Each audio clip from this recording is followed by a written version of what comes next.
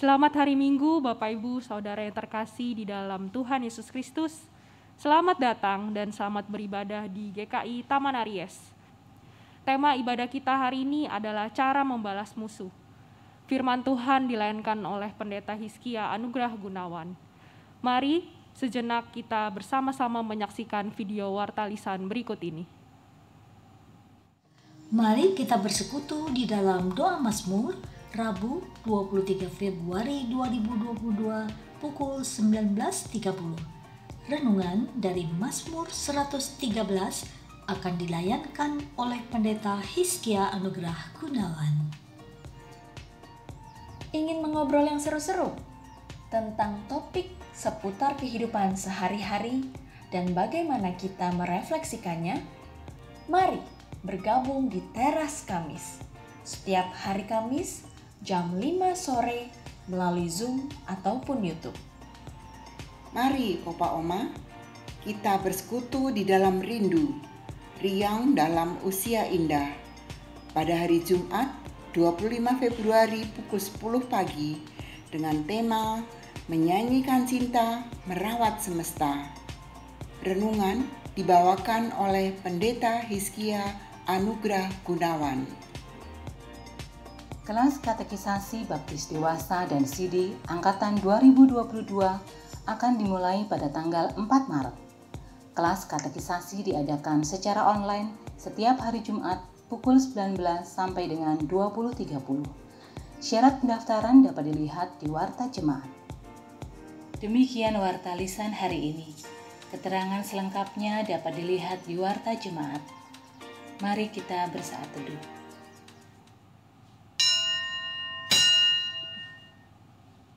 Pujilah Tuhan, hai jiwaku. Pujilah namanya yang kudus, hai segenap batinku. Pujilah Tuhan, hai jiwaku, dan janganlah lupakan segala kebaikannya. Dia yang mengampuni segala kesalahanmu, yang menyembuhkan segala penyakitmu. Tuhan adalah penyayang dan pengasih, panjang sabar dan berlimpah kasih setia.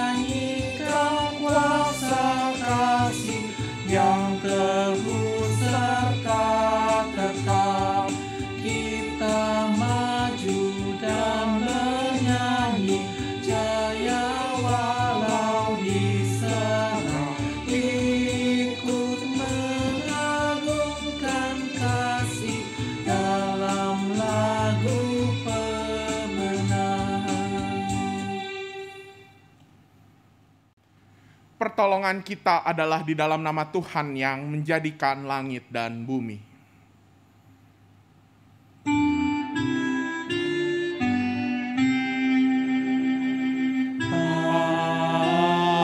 Amin.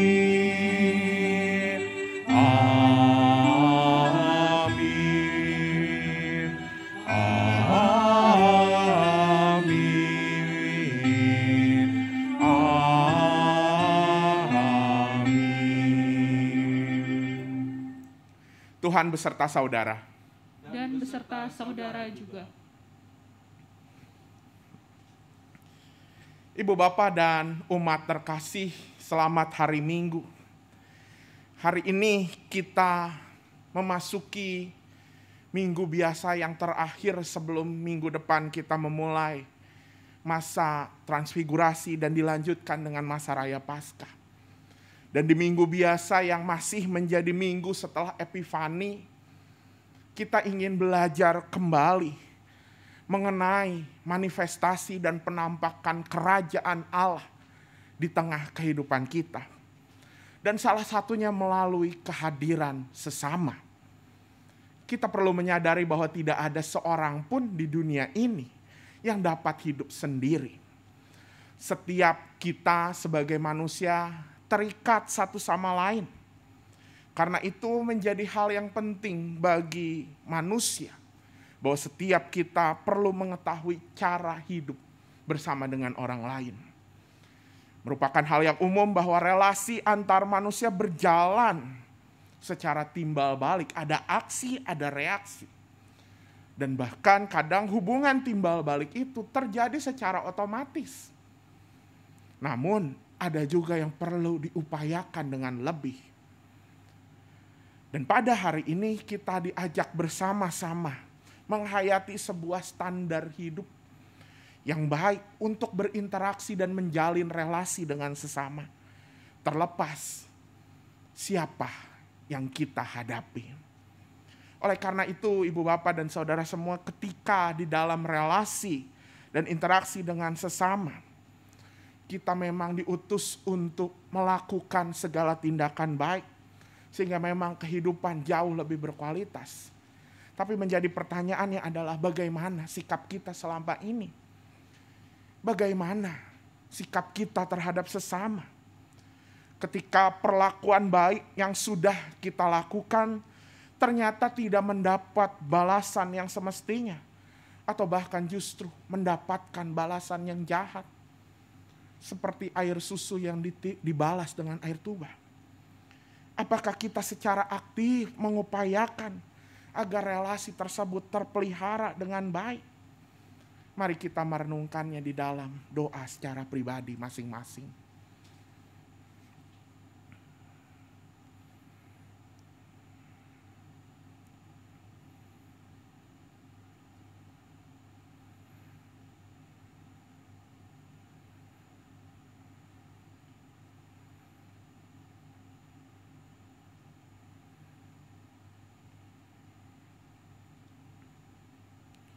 Ya Allah yang pengasih dan penyayang,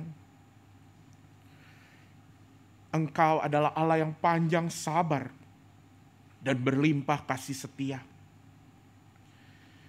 Kadangkala di dalam relasi kami dengan sesama, kami menemukan ada banyak hal yang tidak sesuai dengan harapan kami.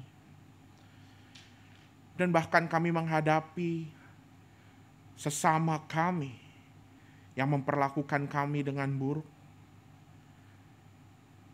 Di tengah situasi tersebut, ya Allah, kadang kami cenderung ingin membalas dengan perlakuan yang setimpal. Begitu pula ya Tuhan, kadang tingkah dan tutur kata kami melukai hati setiap orang. Baik mereka yang berdampingan di tengah kehidupan kami, maupun mereka yang hanya sekadar melintas di tengah kehidupan kami. Disadari ataupun kadang kami mengatakannya tidak disadari. Kami kadang menganggap diri yang lebih benar. Ya Allah, ampunilah kami.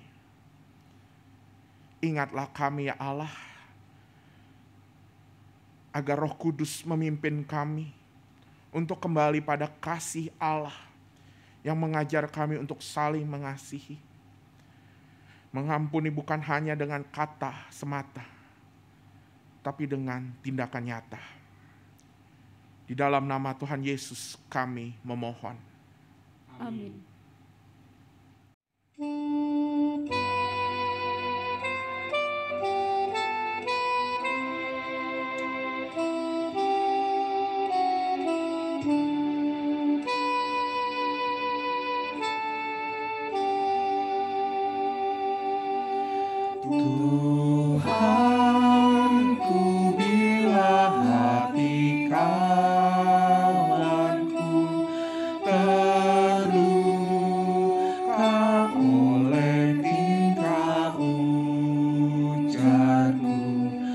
dan kehendak-Mu jadi panduku.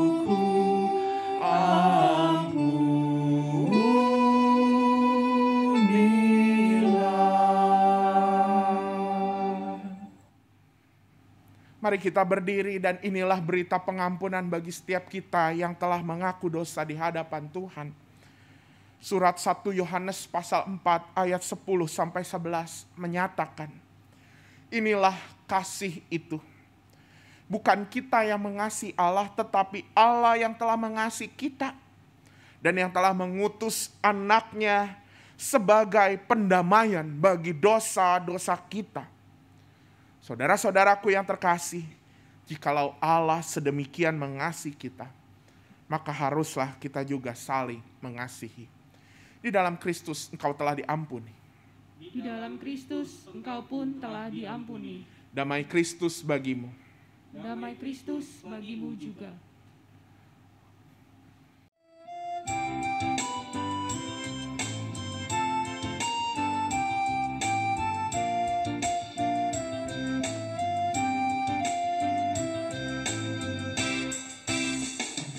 Allah adalah kasih dan sumber kasih. Bukalah hatimu bagi firman-Nya. Allah adalah kasih dan sumber kasih.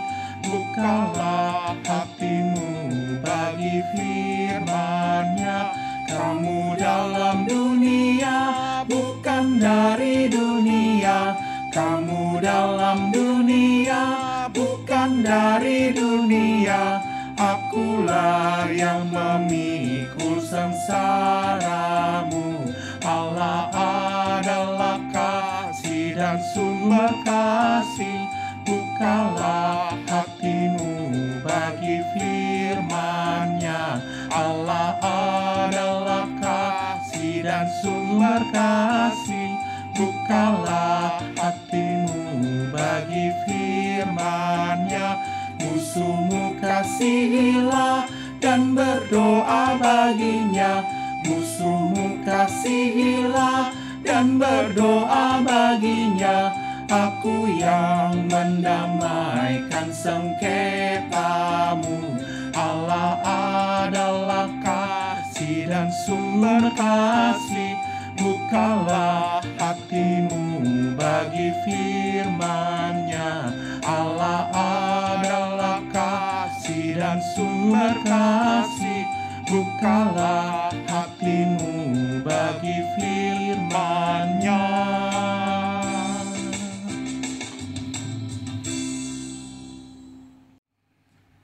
Mari kita bersatu di dalam doa. Benar ya Tuhan bahwa Engkau adalah sumber kasih. Dan ketika saat ini kami menyiapkan hati untuk mendengar firman Tuhan, kami percaya bahwa firman Tuhan juga menjadi petunjuk untuk kami menyadari dan bahkan menyelami kasih-Mu yang sungguh tak terbatas. Di mana kasih-Mu itu memampukan kami untuk mengasihi musuh dan bahkan berdoa baginya. Bahkan kasih itulah yang memampukan kami mendamaikan segala relasi yang kami bangun dengan setiap orang, dengan semua orang. Kiranya firman Tuhan pada hari ini semakin membuat kami menyadari bagaimana kasih Tuhan yang termanifestasikan di dalam kerajaan-Mu. Kiranya Roh Kudus-Mu yang membimbing kami untuk memahami bentuk kasih yang Engkau ajarkan kepada kami. Di dalam nama Tuhan Yesus Kristus, Sang Kasih yang menjadi manusia dan menjadi teladan kami untuk mengasihi. Amin. Bacaan pertama diambil dari Perjanjian Lama, Kitab Kejadian pasal 45 ayat 3 sampai dengan 15.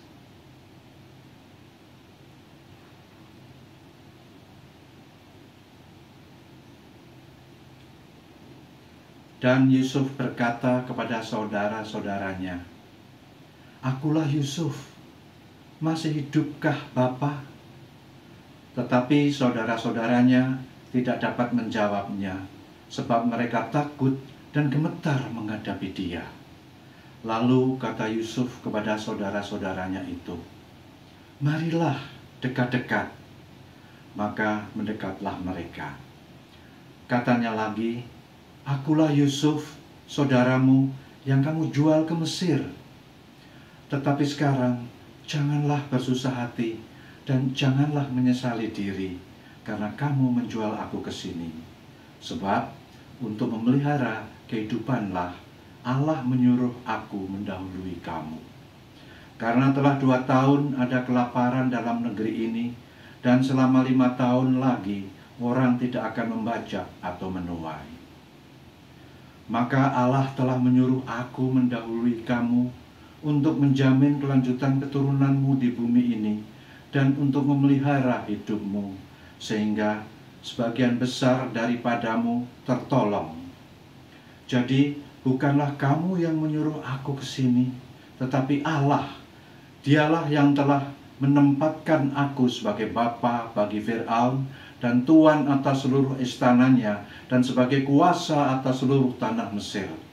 Segeralah kamu kembali kepada Bapa dan katakanlah kepadanya, 'Beginilah kata Yusuf anakmu, Allah telah menempatkan aku sebagai tuan atas seluruh Mesir.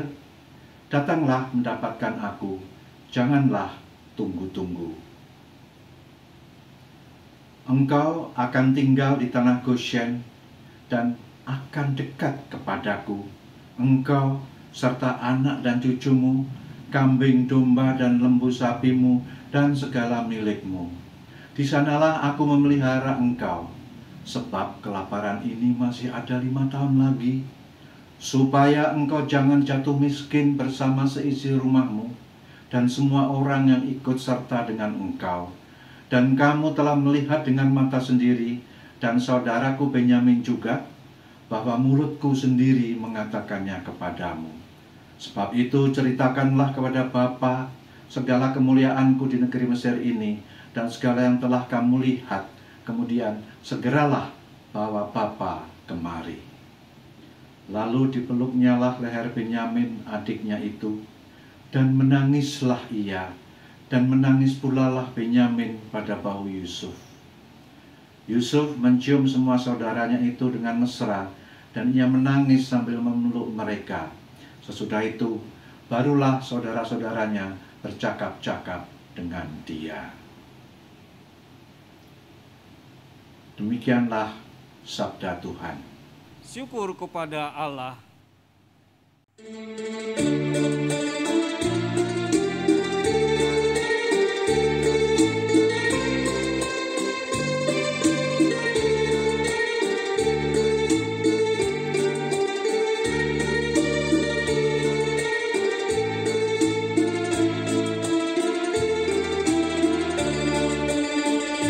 Jangan marah karena orang yang berbuat jahat. Jangan iri pada orang yang berbuat curang. Mereka segera lisut bagaikan rumput dan layu seperti tumbuhan hijau. Jangan marah karena orang yang berbuat jahat. Jangan iri pada orang yang berbuat curang. Mereka segera lisut bagaikan rumput dan layu seperti tumbuhan hijau. Percayalah pada Tuhan dan lakukanlah yang baik, dan diamlah di negeri dan berlakulah setia, dan bersukacitalah karena Tuhan. Dia akan memberi yang kau inginkan. Janganlah hatimu marah karena orang yang berhasil, dan juga pada orang yang lakukan tipu daya. Tinggalkanlah panas hati, jangan marah. Itu hanya bawa pada kejahatan. Jangan marah karena orang yang berbuat jahat.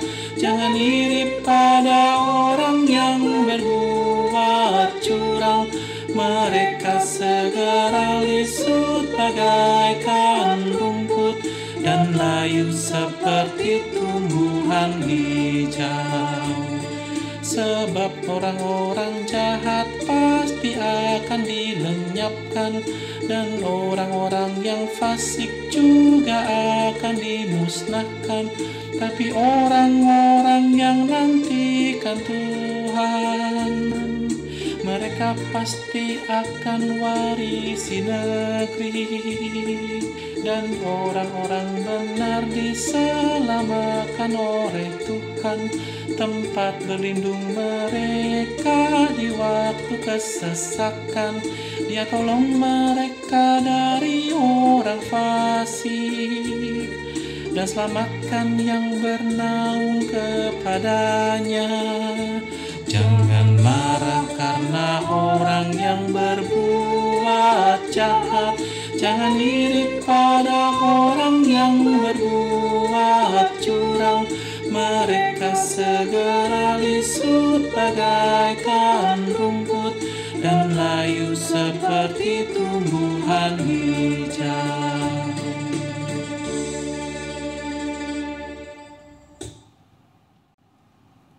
Bacaan kedua menurut 1 Korintus pasal 15 ayat yang ke-35 sampai dengan 50.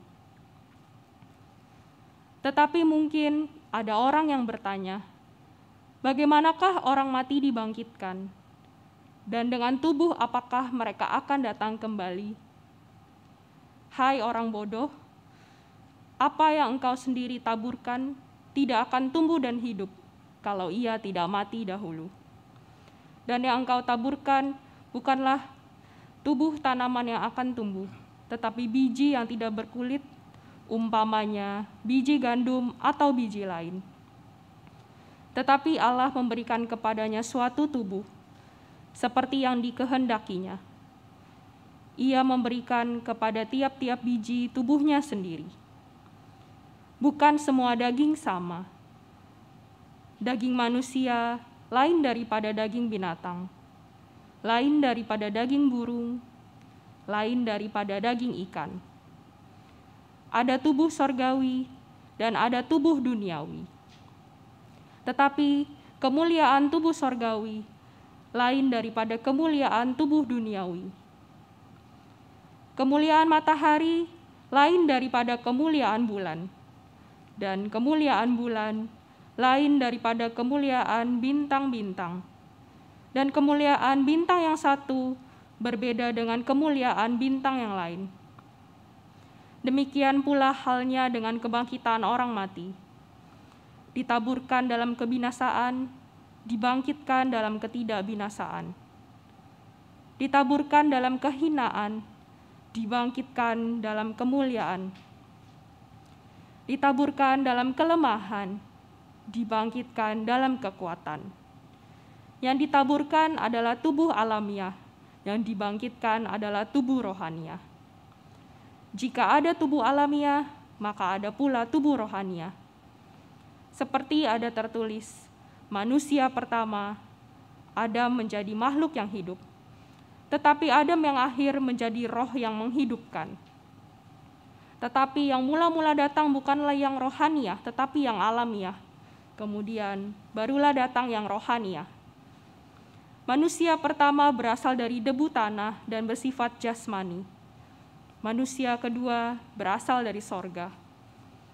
Makhluk-makhluk alamiah sama dengan dia yang berasal dari debu tanah, dan makhluk-makhluk sorgawi sama dengan dia yang berasal dari sorga. Sama seperti kita telah memakai rupa dari yang alamiah, demikian pula kita akan memakai rupa dari yang sorgawi.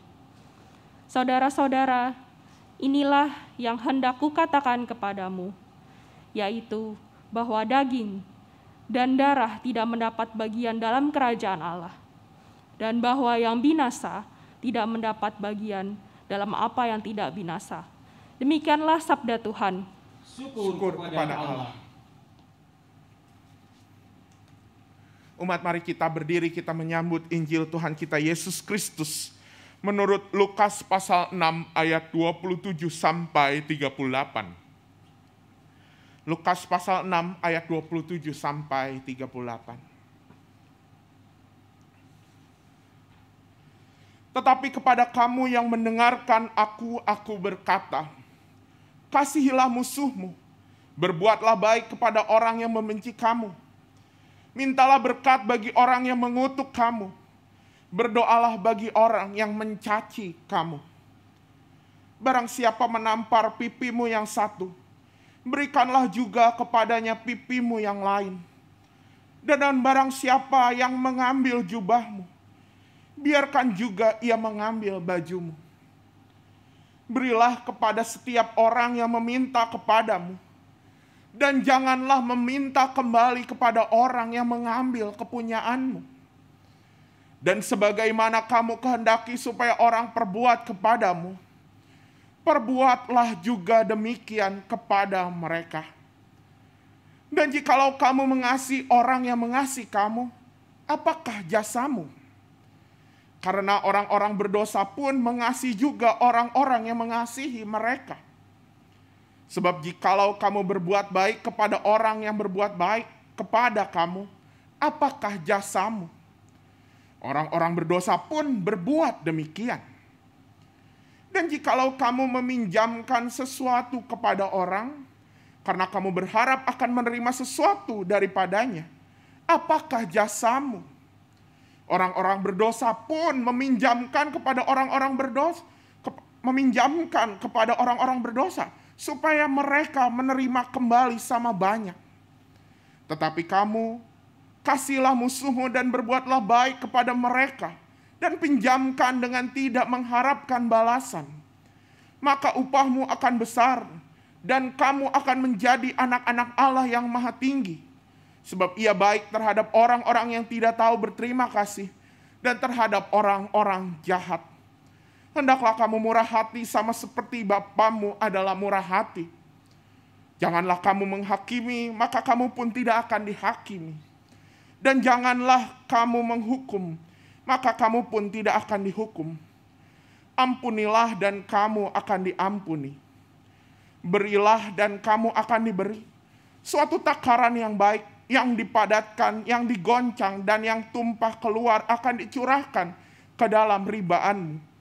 Sebab ukuran yang kamu pakai untuk mengukur akan diukurkan kepadamu. Demikianlah Injil Tuhan kita Yesus Kristus. Berbahagialah buat setiap kita yang mendengar firman Tuhan, serta hobi melakukannya di dalam kehidupan sehari-hari. Haleluya.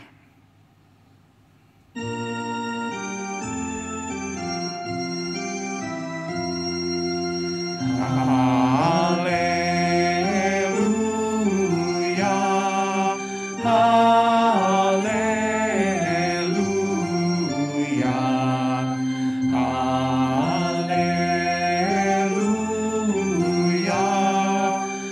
haleluya.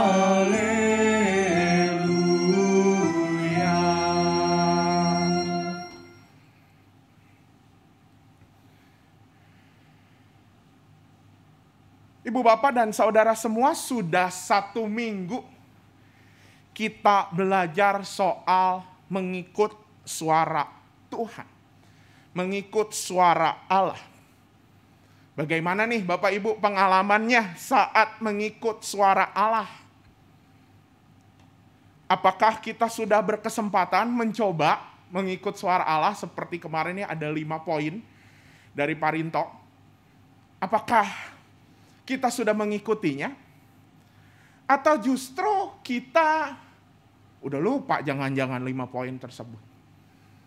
Bagaimana pengalamannya Ibu Bapak dan Saudara semua? Kalau yang udah lupa, lihat di warta hari ini ada tuh poin-poinnya 5. Simpanlah itu ya. Simpanlah, makanya koleksi warta bukan buat cuman menu-menuhin memori. Tapi di situ juga ada banyak ya ulasan-ulasan khotbah. Sehingga itu menjadi bekal kita. Ibu bapak dan saudara semua, kenapa kita menyinggung hal tersebut? Kenapa saya ingin menyinggung khotbah minggu lalu?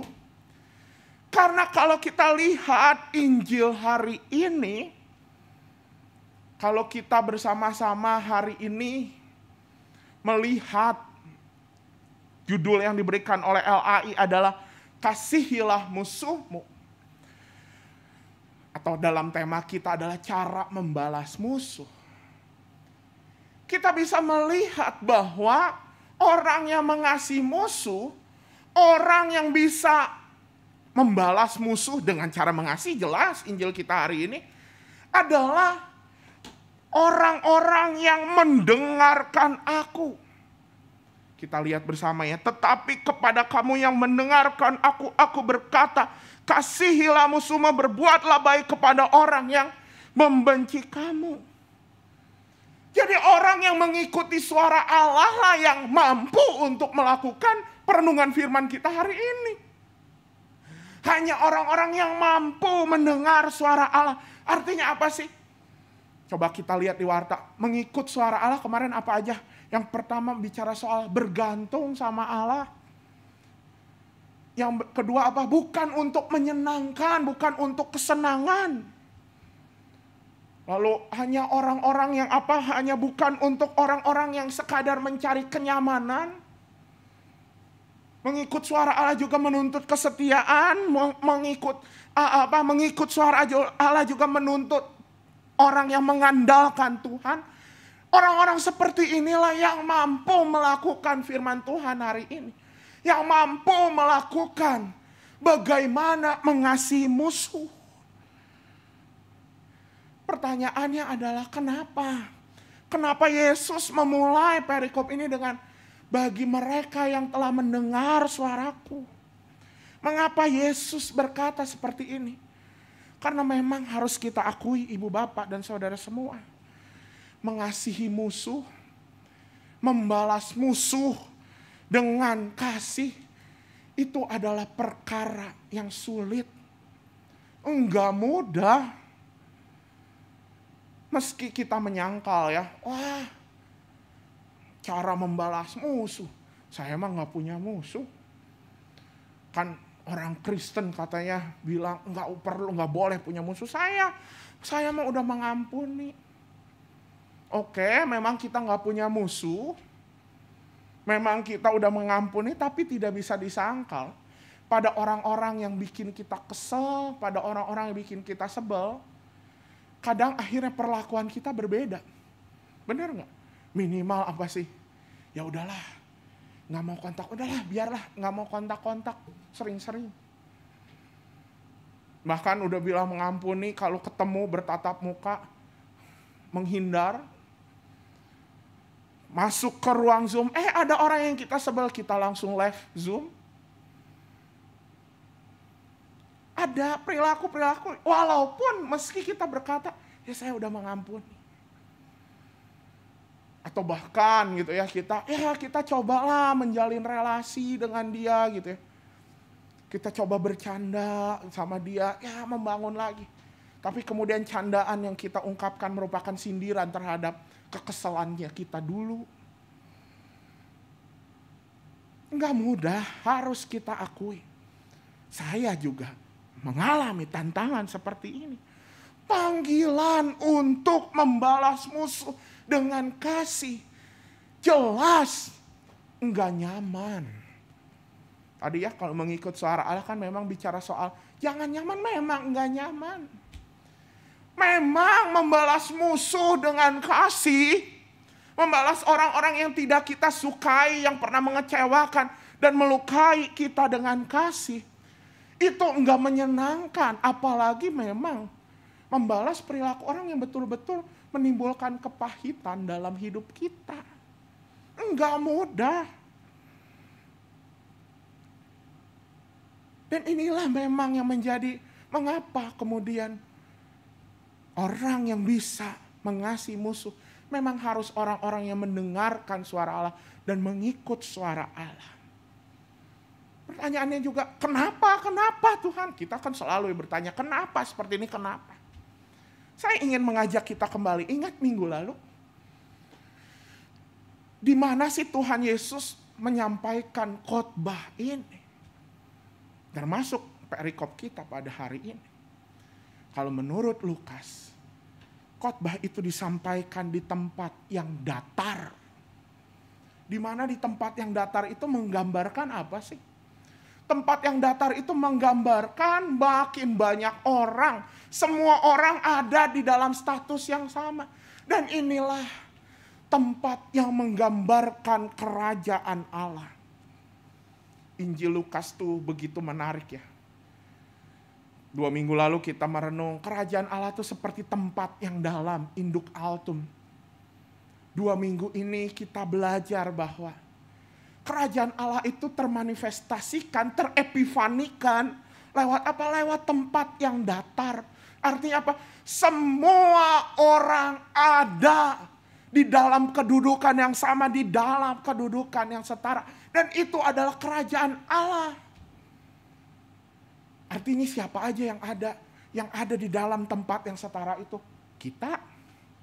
Orang-orang yang saleh menurut kita. Orang-orang yang nyebelin. Bahkan orang-orang yang melukai. Itu ada di dalam kerajaan Allah. Ada di tempat yang datar. Dalam bacaan ini ada orang-orang miskin di tempat yang datar tersebut. Ada juga orang Farisi dan ahli Taurat yang selama ini mendiskriminasikan, yang selama ini menyisihkan orang-orang miskin. Ada semua di sana. Pertanyaannya kenapa lagi? Kenapa lagi gitu ya, dan segala macam. Kita nggak perlu nanya kenapa Tuhan kok kayaknya nggak adil seperti ini. Saya udah berbuat baik tapi kok kita ada di tempat yang sama. Justru kita harus berhenti untuk berkata kenapa. Tapi justru kita perlu mengalami, perlu menghayati bahwa oh ternyata kerajaan Allah itu seperti ini. Dan jangan sampai karena ada orang yang tidak kita sukai, orang yang membuat kita kecewa, akhirnya kita tidak menikmati perjamuan yang ada di dalam kerajaan Allah. Nyiksa-nyiksa diri sendiri, ibu bapak dan saudara semua. Hanya karena apa? Karena saya lagi punya kesal. Misalnya saya lagi punya kesal sama Pak Peniel. Terus entar kita ada di PMJ gitu. Aduh, ngelihat mukanya sebel banget gitu ya dan segala macam. Yang rugi siapa? Kita sendiri. Selama PMJ akhirnya apa? Ngeluh. Aduh, ngelihat muka Pak Peniel udah gitu, dia nggak off video lagi gitu dan segala macam. Kesiksanya diri kita sendiri, ibu bapak dan saudara semua. Kita yang akhirnya tidak menikmati kerajaan Allah itu. Karena itu ibu bapak dan saudara semua. Maka jawabannya kenapa Tuhan mengajarkan ayo kasihilah musuhmu. Karena semata-mata supaya apa? Supaya kita tidak melewatkan kerajaan Allah. Kenikmatan kerajaan Allah, perjamuan di dalam kerajaan Allah. Semua ada di dalam satu meja, kita makan bersama. Itu imajinasi dalam kerajaan Allah. Dan kalau kita tidak bisa mengasihi musuh, bisa jadi makanan yang enak menjadi makanan yang sangat pahit. Kita sendiri yang gak tentram, kita sendiri yang gak damai. Oleh karena itu memang kita harus mengikut suara Allah. Harus bergantung sepenuhnya pada Tuhan. Maka ketika kita mengasihi, kita juga memang harus memiliki kasih yang bergantung pada Allah. Kasih kita bukan bergantung, oh karena Pak Peniel baik, selalu kasih chicken nugget gitu ya dan segala macam. Oh, saya mengasihi Pak Peniel. Oh, Monik itu baik gitu ya. Selalu membantu pelayanan remaja dan segala macam. Oh, saya mengasihi Monik. Bergantung sama orang lain. Tapi kasih kita, kasih yang berkualitas adalah kasih yang bergantung pada Allah. Dan inilah wujud ketika kita mengikuti suara Allah. Kasih pun, upaya kita mengasihi pun harus bergantung pada Allah. Pertanyaannya adalah, kasih seperti apa sih kasih yang bergantung pada Allah ini? Kasih yang mewujud di dalam kerajaan Allah itu. Mari kita simak bacaan-bacaan kita pada hari ini. Yang pertama, mari kita simak Injil kita hari ini. Dalam Lukas pasal 6 ayat 27 sampai 38. Kita menemukan saya simpulkan setidaknya ada 3 cara mengasihi musuh. Yang pertama apa? Yang pertama adalah katanya, mintalah berkat bagi orang yang mengutuk kamu. Berdoalah bagi orang yang mencaci kamu. Artinya apa sih? Kita doain musuh. Lalu sikap kedua apa? Katanya, berikanlah, kalau kamu ditampar pipi kanan, berikanlah pipi kirimu. Kalau meminta jubah, berikan juga bajumu. Kalau dia meminta sesuatu, jangan mengharapkan balik. Seolah menuntut kita memberikan sesuatu yang lebih. Itu cara mengasihi musuh, kata Lukas. Dan yang ketiga apa? Janganlah kamu menghakimi. Itu yang ada di ayat 37 dan 38. Jangan menghakimi, maka kamu pun tidak akan dihakimi. Ibu bapak dan saudara semua, sebenarnya dari 3 sikap yang ada di Lukas pasal 6 ini bicara soal apa sih? Bukankah ketika kita minta musuh, ketika kita mendoain musuh gitu ya, orang-orang yang kita sebel, ini mau bicara apa sih? Ya udahlah, biarlah Tuhan yang berkarya atas mereka. Benar nggak? Doain. Ya Tuhan, kita doain supaya apa? Supaya Tuhan berkarya atas diri mereka. Yang perilaku kedua apa sih? Kenapa kita melakukan seperti itu? Di ayat 35 jelas. Karena itulah ciri anak-anak Allah. Artinya apa sih kalau anak-anak Allah? Kita dekat dengan Allah. Allah juga ada di situ. Artinya apa? Kita memang mencerminkan karakter Allah. Kita melibatkan Allah di dalam perilaku tersebut. Dan juga yang ketiga, kenapa jangan main? Biarlah Tuhan yang akan membalas. Dengan kata lain, 3 sikap yang ada di Lukas pasal 6 ini menunjukkan kepada kita apa sih? Bagaimana cara mengasihi musuh menurut Lukas pasal 6 ini? Semua bicara soal biarlah Tuhan yang berkarya, biarlah Tuhan yang terlibat. Maka ini menjadi poin refleksi kita yang pertama saat kita belajar bagaimana cara mengasihi. Libatkanlah Tuhan saat kita berupaya untuk menyatakan kasih. Tadi nyanyian kita, nggak tahu ibu bapak, kalau saya tadi di mimbar sambil joget-joget enak ya lagu. Allah adalah kasih dan sumber kasih. Ini lagu India Tamil kalau nggak salah ya. Jangan bayangin abis ini langsung nari-nari di balik pilar ya Bapak Ibu dan saudara semua. Tapi mari kita hayati lagu ini. Allah adalah sumber kasih. Artinya apa sih kalau kita menghayati Allah adalah sumber kasih? Ya kalau kita memandang Allah, melibatkan Allah sang sumber kasih, maka akhirnya kita bisa tahu cara mengasihi. Kita jadi tahu karena kita memandang Allah, kita jadi tahu apa contohnya gimana Allah mengasihi kita. Kita jadi tahu gimana sih SOP-nya mengasihi itu. Karena kita dekat dengan Allah, karena kita melibatkan Allah. Minimal melalui firman Tuhan. Kita tahu bagaimana Allah mengasihi manusia yang udah melukai hatinya. Manusia berdosa, manusia yang telah memberontak kepada Allah. Ketika kita melibatkan Allah untuk mengasihi, kita jadi tahu kasih yang sejati itu seperti apa.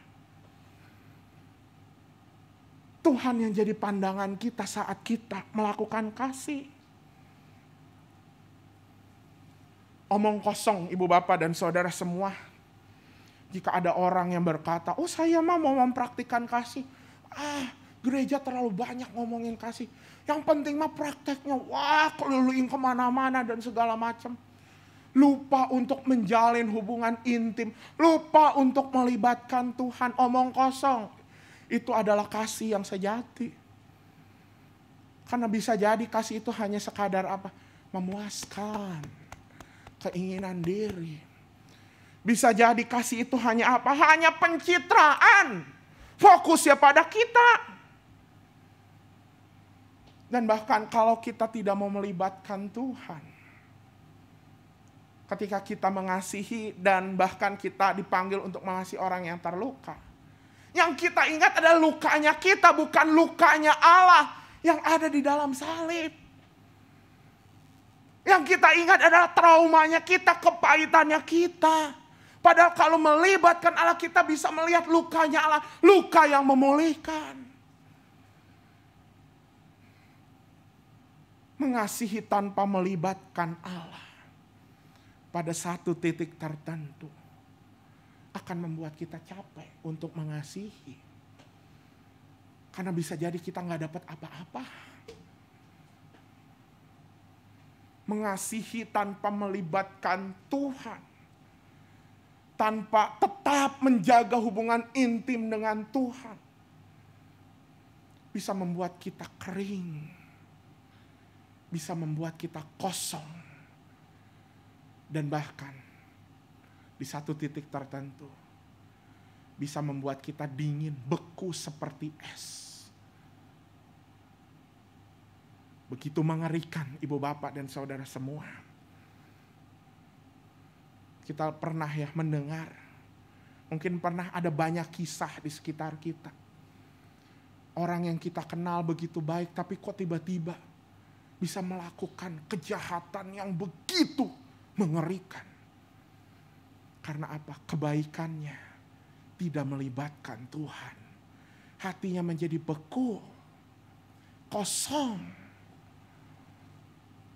Oleh karena itu ketika kita mengasihi, mari libatkan Tuhan. Tadi di Mazmur 137, jangan marah pada orang yang jahat. Di ayat-ayat baitnya itu, serahkan pada Tuhan. Karena Tuhan, ketika kita melibatkan Tuhan, Dia akan menyelamatkan hidup kita. Ibu, bapak, dan saudara semua, ketika merefleksikan hal ini saya jadi ingin bersaksi. Menyaksikan, saya ingat dalam beberapa waktu belakangan ada seseorang yang ngajak saya ngobrol gitu ya. Cukup intens. Dia lagi bergumul. Kak, saya tuh jatuh cinta sama seseorang. Oh bagus gitu kata saya, bagus. Tapi seseorang ini udah ada yang punya, waduh. Gawat nih gitu ya. Apalagi saya belum pernah punya pengalaman juga gitu ya. Maksudnya pengalaman bercinta gimana gitu ya. Dan segala macam. Jadi saya cuma jawab, ya udahlah doain. Susah Kak. Didoain juga gimana ya, kita kan katanya cinta itu penuh dengan misteri. Nggak tahu saya juga kenapa suka sama dia. Padahal udah tahu dia udah ada yang punya. Ya udahlah, pokoknya doain. Ya udah, terus kali berikutnya gimana? Masih Kak. Kalau ngelihat dia gitu ya, maksudnya langsung deg-deg gitu dan segala macam. Nggak bisa nahan. Ya udah doain, baca Alkitab. Terus dia bilang, ya udah sih, udah mulai baca Alkitab lagi. Sempat alfa gitu ya, sempat nggak baca Alkitab. Gimana rasanya? Ya masih begitulah. Lambat laun. Gimana? Terus dia nggak ada kabar lagi ke saya gitu. Waduh, jangan-jangan udah ngambil nih yang punya yang lain. Gimana? Kak, nggak tahu, aneh. Kenapa? Tiba-tiba perasaan saya hilang gitu aja sama dia. Kenapa? Nggak tahu Kak. Jadi katanya kata dia gitu ya. Setiap lagi dia mendoain gitu ya. Terus tiba-tiba ayat Alkitab yang dia baca itu kayak menjawab, walaupun sebenarnya nggak menjawab langsung. Tapi katanya dari hari per hari, itu yang tiba-tiba hilang aja begitu saja. Tanpa sebenarnya membuat dia tahu kenapa tiba-tiba bisa hilang rasa itu. Dalam hati, aduh puji Tuhan gitu ya. Ibu bapak, ini mau ngertiin apa sih? Ketika kita melibatkan Tuhan. Tadi kan si teman saya ini sampai bilang gitu ya, maksudnya saya udah gak tahan. Kan katanya cinta itu suci, cinta itu dari Tuhan. Lah saya jatuh cinta sama dia emang salah. Tapi ketika dia melibatkan Tuhan, dia bisa mengendalikan dirinya. Kasih yang murni itu justru semakin murni. Sampai akhirnya suatu hari dia katain lagi, Kak, thank you ya udah suruh doa, suruh baca firman. Walaupun waktu awal-awal susah. Kayaknya saya kalau enggak dikendalin sama firman yang ya setiap hari satu ayat. Bisa jadi saya udah ngerebut tuh orang itu. Ini ngomongin kasih yang seperti itu aja. Ternyata ketika melibatkan Tuhan kita bisa menjaga kesakralan kasih itu. Dan saya yakin itu juga bisa kita lakukan ketika kita mengasihi orang-orang yang nyebelin buat kita. Yang memberikan kecewa. Libatkanlah Tuhan ketika kita mengasihi. Ketika kita jatuh cinta, libatkanlah Tuhan. Supaya kita bisa menjaga kesakralan cinta itu. Itu yang pertama, libatkanlah Tuhan. Kasih yang bergantung pada Allah. Yang kedua, mari kita simak bacaan pertama tadi. Bacaan pertama tadi kita digambarkan dengan kisah Yusuf. Wah, kisah ini adalah kisah yang paling sering dipakai kalau bicara soal apa? Membalas musuh. Mengampuni orang yang telah melukai kita. Ketika merenungkan ini saya dalam hati, ini hatinya Yusuf terbuat dari apa ya? Kok bisa gitu ya? Saudara yang menjual dia ke Mesir, kok bisa Yusuf mengampuni? Tapi di dalam perenungan ini kemudian saya diajak untuk membaca kisah Yusuf ini secara full. Dan saya cukup terkejut, kenapa? Saya ngitung-ngitung. Ternyata Yusuf ketika dijual, Alkitab mempersaksikan itu umur 17 tahun. Dan kemudian ketika Yusuf bertemu dengan Fir'aun, itu umur 30 tahun. Dan setelah 30 tahun ada waktu 7 tahun ya, 7 tahun kelimpahan. Artinya ketika Yusuf berumur 37 tahun, baru terjadi kelaparan. Dan mungkin setelah 1-2 tahun terjadi kelaparan, barulah saudara-saudara datang. Artinya apa? Dari umur 17 sampai umur sekitar 40. 23 tahun yang dilalui oleh Yusuf. Untuk kemudian ia berkata, aku ada di Mesir bukan karena engkau yang menjualku. Tapi karena ini memang karya Tuhan. Kasih seperti Yusuf itu ada proses 23 tahun. Dan ini yang membuat kita sadar. Ternyata mengasihi bergantung pada Allah. Menyadarkan kita bahwa kasih bukanlah sesuatu yang instan. Mengasihi bukanlah sesuatu yang instan. Tapi mengasihi adalah sebuah proses yang panjang. Ingat Yusuf butuh waktu lebih dari 20 tahun. Untuk berproses. Saya yakin selama 20 tahun itu ada fase ketika Yusuf, kenapa kakak-kakak saya menjual saya? Ada fase ketika Yusuf dendam. Ada fase ketika Yusuf, saya ini gak bersalah. Ada salah satu kisah ketika Yusuf sama juru minum Fir'aun yang ada di penjara. Dia berkata, katakan pada Fir'aun, aku tuh gak melakukan apa-apa. Masih ada upaya dari Yusuf, saya tuh gak bersalah. Tapi karena Yusuf yang kita lihat bagaimana dia kemudian tekun merawat yang tadi melibatkan Allah di dalam kehidupannya. Akhirnya kita bisa melihat buahnya 23 tahun proses yang panjang. Oleh karena itu, karena kita tahu bahwa mengasihi bukanlah sebuah proses yang instan, maka tekunlah untuk memupuk tadi poin yang pertama. Ketika kita melibatkan Allah, ya. Tapi bukan berarti ketika melibatkan Allah semua langsung beres. Enggak. Pupuk.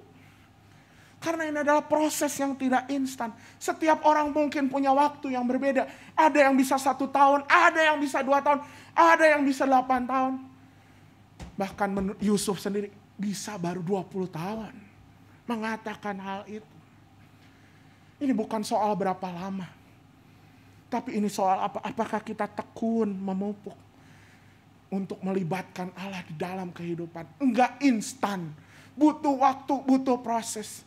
Dan pupuklah mengasihi itu dengan apa? Dengan hal yang kecil, hal yang sederhana dulu. Kalau udah pengen yang besar, wah saya ingin mengasihi musuh. Pokoknya tiba-tiba nanti saya pokoknya pengen jadi joinan sama dia perusahaannya. Padahal baru jadi musuh. Walah. Yang ada kalau nggak berhasil kita menyerah dan akhirnya nggak mau. Capek. Dan hal ini juga mengingatkan apa? Ketika kita kemudian menghadapi orang, jangan cepat menghakimi, kok dia nggak bisa berlaku kasih. Padahal udah setiap hari aktif di gereja, tapi kok dia masih tidak menunjukkan kebaikan. Sadari juga, orang lain juga butuh waktu. Enggak instan untuk mengasihi. Dan saya yakin kerajaan Allah adalah kerajaan yang mengenal kasih yang tidak instan ini. Buktinya apa? Ketika Yesus datang ke dunia juga, dia nggak langsung, padahal bisa dia. Padahal Allah tuh sangat bisa ketika ia lahir langsung menyelamatkan dunia. Tapi butuh waktu 33 tahun untuk menjalani kehidupan itu. Saya yakin kerajaan Allah adalah kerajaan yang tidak mengenal kasih yang instan. Itu yang kedua. Lalu kemudian gimana nih sekarang?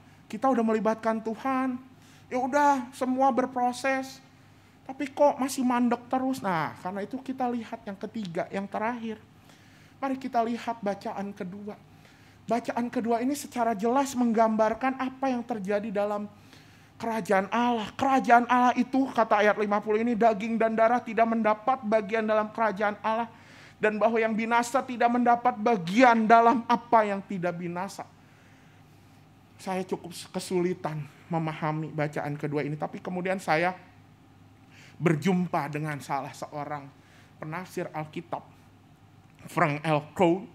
Dia berkata, eternal life is not mainly about never-endingness, but about strength and fullness. Apa artinya? Kasih Allah itu yang memberikan kehidupan kekal, itu yang ada di Yohanes 3 ayat 16. Bukan kasih yang tidak pernah mengalami akhir. Tapi bicara soal kasih yang menguatkan dan kasih yang memenuhi. Strength and fullness. Maka inilah model kasih kerajaan Allah yang ketiga. Kasih bukan bicara, mengasihi bukan bicara soal waktu. Tapi mengasihi bicara soal bagaimana kita semakin dikuatkan dan semakin mengalami kepenuhan. Ini nyata kok terjadi. Kita mengenal beberapa public figure yang udah menikah lama puluhan tahun. Tapi kemudian apa? Tiba-tiba bercerai. Udah lama. Bercerai karena apa? Karena ada orang lain. Artinya apa? Hatinya gak penuh. Kosong. Enggak kuat, itu bukan kasih kerajaan Allah. Kasih kerajaan Allah adalah kasih yang ketika kita mengasihi, kita semakin dikuatkan dan semakin dipenuhi. Apa sih artinya? Kasih yang sifatnya bukan untuk menaklukkan orang lain. Gimana supaya kita bisa mengasihi semakin, kasih ini membuat kita semakin kuat, semakin penuh. Bukan, jangan praktikan kasih yang seolah untuk menaklukkan orang lain. kita berlaku kasih supaya apa? Supaya dia nurut sama saya. Menaklukkan.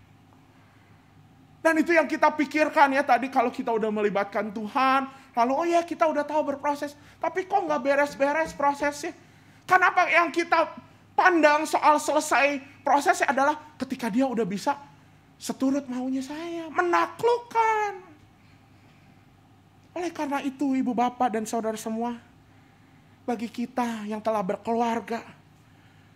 Jangan bangga kita udah wedding anniversary sampai intan, silver, apalah gitu ya, emas, lama-kelamaan diamond, permata dan segala macam. Udah berpuluh-puluh tahun. Tapi periksalah keluarga kita. Apakah kasih yang dipraktikkan bukan kasih yang menaklukkan, tapi kasih yang menguatkan dan memenuhi hidup kita. Kalau kasih yang menguatkan dan memenuhi itu artinya apa? Mengubah hidup kita sendiri. Kita bertumbuh. Dan renungan ini juga menjadi berita sukacita mungkin untuk ibu bapak yang telah ditinggal kekasih hatinya oleh karena kematian. Mungkin ada yang bertanya, kenapa cuma dikasih waktu segini? Orang lain ada yang bisa sampai puluhan tahun, saya cuma belasan tahun. Ingat, bukan soal waktu kasih itu. Apakah kasih itu telah memenuhi relung hati ibu bapak? Dan menguatkan, membuat ibu bapak menjadi seorang yang lebih kuat dibanding ibu bapak sebelumnya. Begitu juga ketika kita menghadapi orang-orang yang melukai kita. Apa yang terjadi ketika kita mengasihi mereka bukan ketika mereka kemudian bisa kita taklukkan. Tapi apakah pengalaman kita mengasihi itu semakin membuat kita teguh, semakin memurnikan hati kita untuk mengamalkan nilai-nilai kerajaan Allah. Karena ibu bapak dan saudara semua, orang yang hatinya semakin murni, udah gak mempersoalkan bagaimana respons orang lain. Apa yang menjadi situasi di sekitarnya. Dia udah gak mempersoalkan hal itu. Ia akan tetap bahagia dan sukacita. Kenapa? Karena melalui perjalanan kasih, ia menguburkan egonya. Dia sudah mematikan egonya. Dia sudah menanggalkan kedagingannya. Seperti yang disampaikan Rasul Paulus di Korintus tadi. Maka ibu bapak dan saudara semua, marilah kita belajar kasih yang bergantung pada Allah. Inilah kasih Allah, kerajaan sorga. Karena kasih itulah yang membuat kita bisa menyatakan kasih pada semua orang. Membuat kita bisa menikmati kerajaan Allah di tempat yang datar. Ketika kita menghadapi segala macam orang. Libatkanlah Allah dalam setiap tindakan kasih kita. Dan jangan pikir ketika kita melibatkan Allah langsung jadi, langsung instan. Ada proses dalam mengasihi. Dan ketika ada proses, bukan berarti proses itu berakhir ketika orang itu udah ditaklukkan. Tapi ketika diri kita semakin dikuatkan, semakin dipenuhi, bahkan hati kita semakin dimurnikan. Dan di sanalah ibu bapak dan saudara semua, ketika kita akhirnya mencapai kemurnian hati, kita telah menjadi pengikut suara Allah yang sejati. Pengikut suara Allah yang sejati adalah setiap pribadi yang bisa membenamkan dirinya pada kehidupan yang kekal. Amin.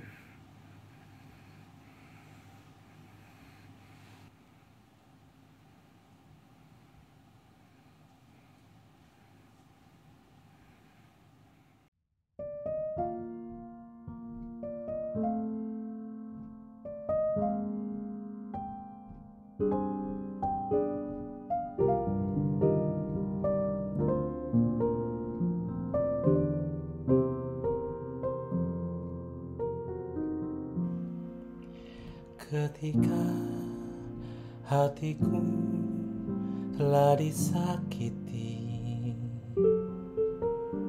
ajarku memberi, hati mengampuni. ketika hidupku telah dihakimi. Ajarku memberi, hati mengasihi. Ampuni bila kami tak mampu mengampuni yang bersalah kepada kami. Seperti hati Bapa mengampuni, mengasihi, tiada pamrih.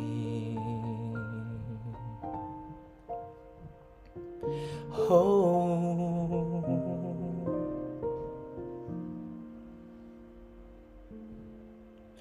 ketika hatiku telah disakiti,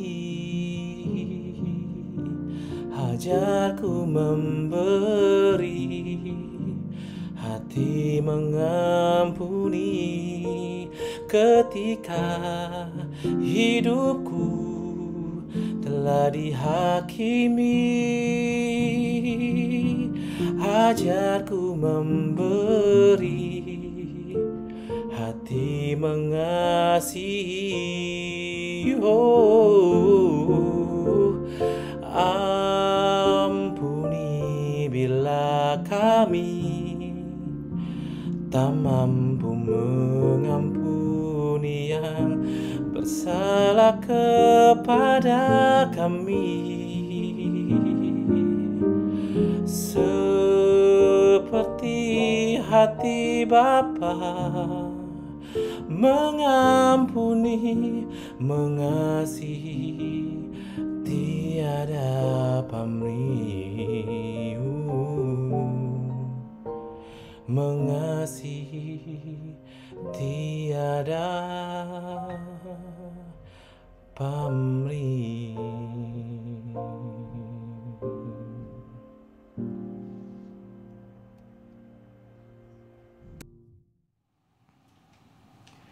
Marilah kita bersama dengan umat Allah di masa lalu, masa kini, dan masa depan, mengingat janji baptisan kita dengan mengikrarkan pengakuan iman rasuli.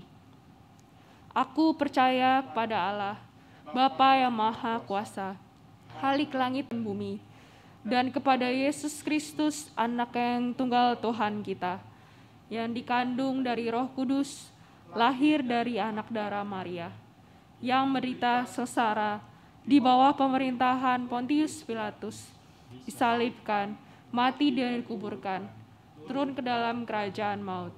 Pada hari yang ketiga, bangkit pula dari antara orang mati, naik ke surga, duduk di sebelah kanan Allah, Bapa yang Maha Kuasa, dan dari sana Ia akan datang untuk menghakimi orang yang hidup dan yang mati. Aku percaya kepada Roh Kudus, gereja yang kudus dan am, persekutuan orang kudus, pengampunan dosa, kebangkitan orang mati, dan hidup yang kekal. Amin. Mari, Ibu Bapa dan Saudara semua, kita bersatu di dalam doa syafaat.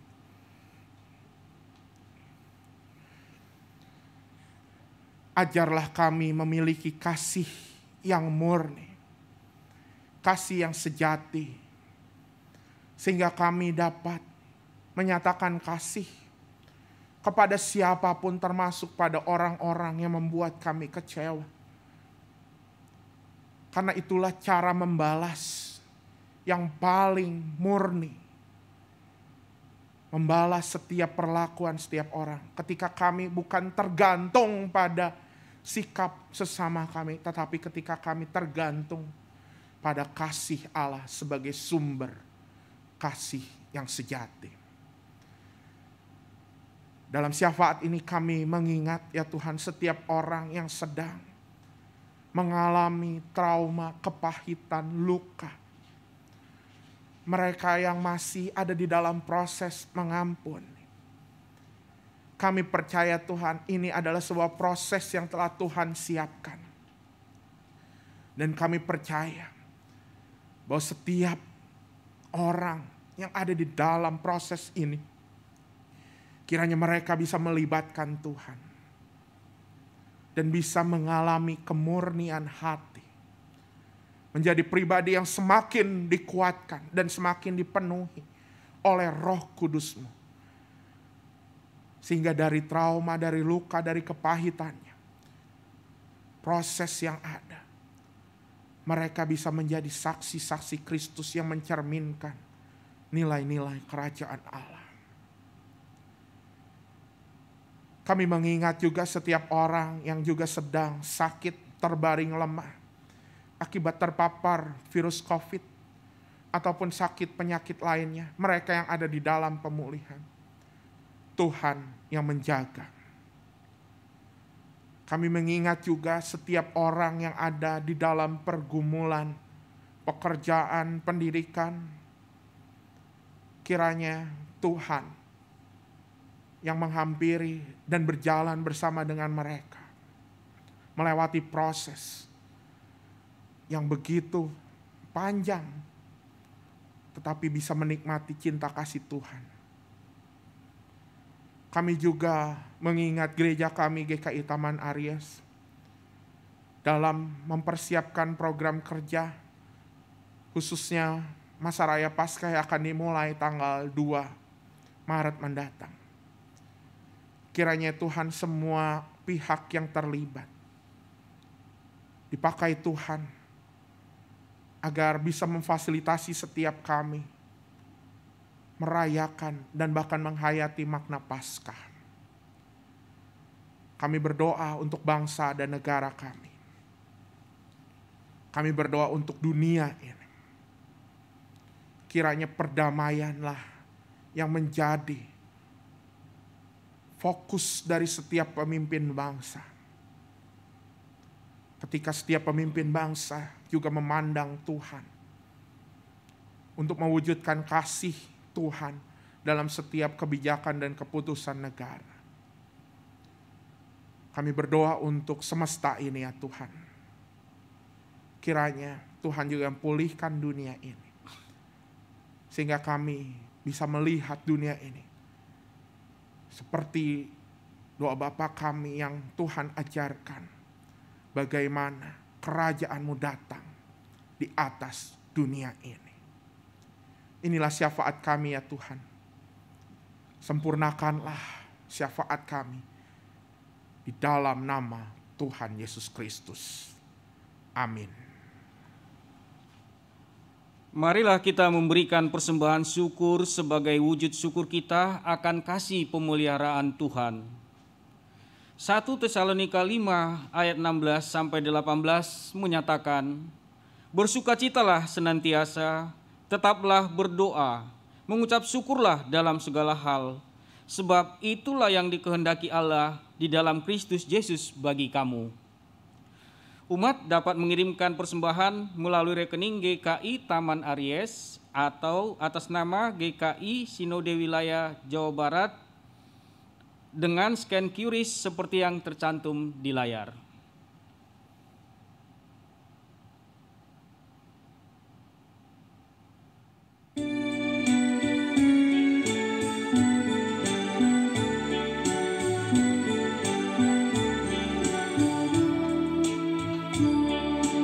Bersukacita senantiasa, bersukacitalah tetap berdoa. Ucaplah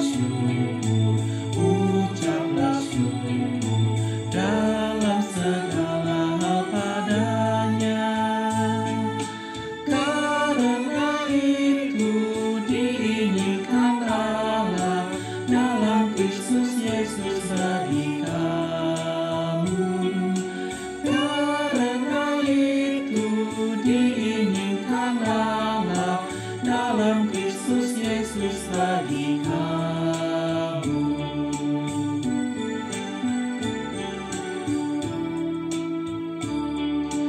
Hendaklah kamu perhatikan jangan membalas jahat dengan jahat.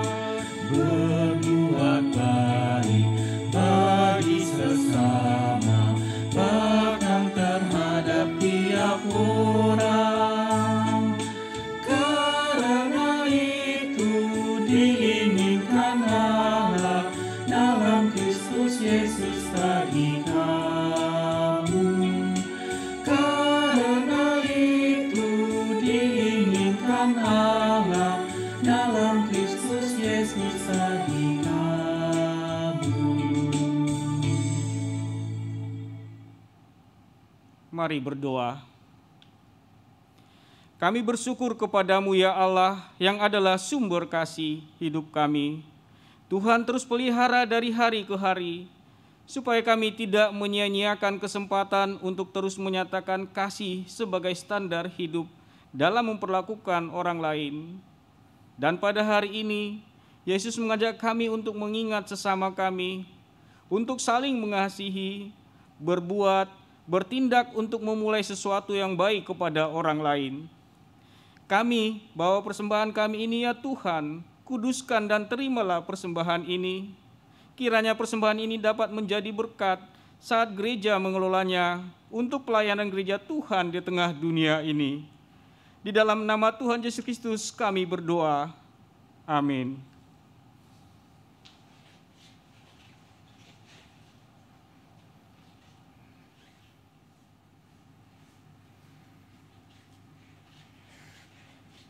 Ibu, Bapak, dan Saudara semua, imanilah bahwa Allah adalah sumber kasih.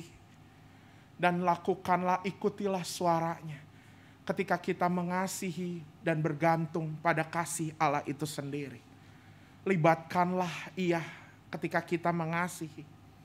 Bukan sebuah yang instan, tapi itu sebuah proses. Dan kiranya kasih itu semakin menguatkan dan memurnikan hati kita. Sehingga dengan begitu kita bisa memelihara kehidupan yang Tuhan percayakan. Dan bahkan membenamkan diri pada kehidupan yang kekal. Yakinlah Allah memampukan kita untuk menjalani perintah tersebut. Sehingga kita pun bisa menjadi saksi.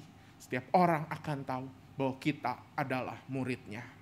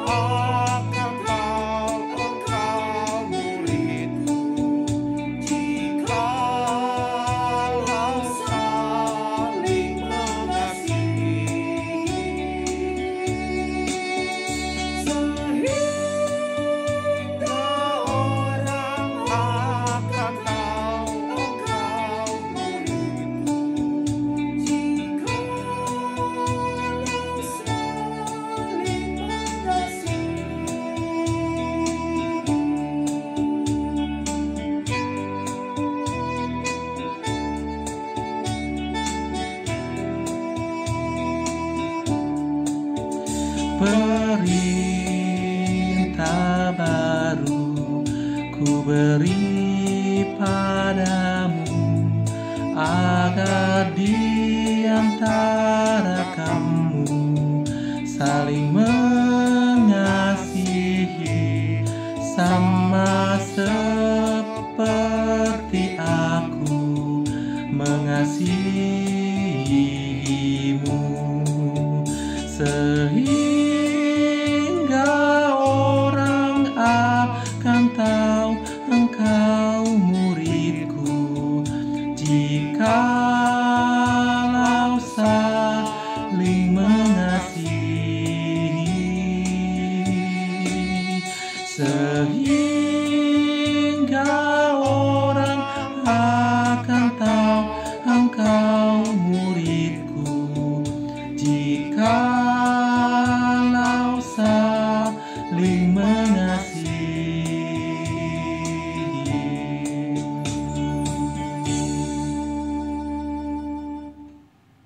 Maka arahkanlah hatimu kepada Tuhan. Kami mengarahkan hati kami kepada Tuhan. Jadilah saksi Kristus. Syukur kepada Allah, Terpujilah Tuhan. kini dan selamanya. Kiranya Allah Maha Pengasih dan Penyayang berjalan bersamamu setiap hari, menyertaimu untuk pergi melayani sebagai saksi Kristus dan kerajaan Allah dengan memperjuangkan keadilan, perdamaian, dan keutuhan ciptaan. Kiranya rahmat dan berkat Allah Bapa, Anak, dan Roh Kudus menaungimu dari sekarang sampai selama-lamanya.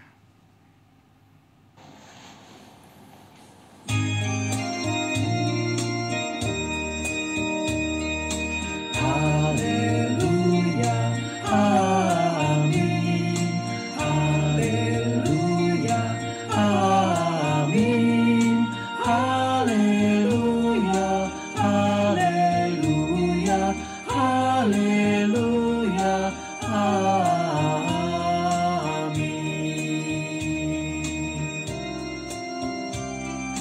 Haleluya, amin. Haleluya, amin. Haleluya, haleluya, haleluya, amin.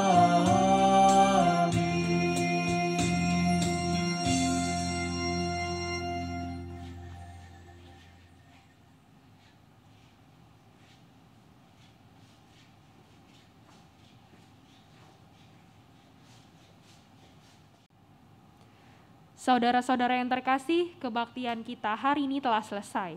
Terima kasih telah mengikuti kebaktian di GKI Taman Aries, baik melalui Zoom ataupun YouTube. Kiranya berkat Tuhan senantiasa menyertai kita semua. Bagi Bapak Ibu yang ingin melayani atau membutuhkan pelayanan, dapat menghubungi Tata Usaha GKI Taman Aries pada jam kerja. Selamat hari Minggu, Tuhan Yesus memberkati kita semua.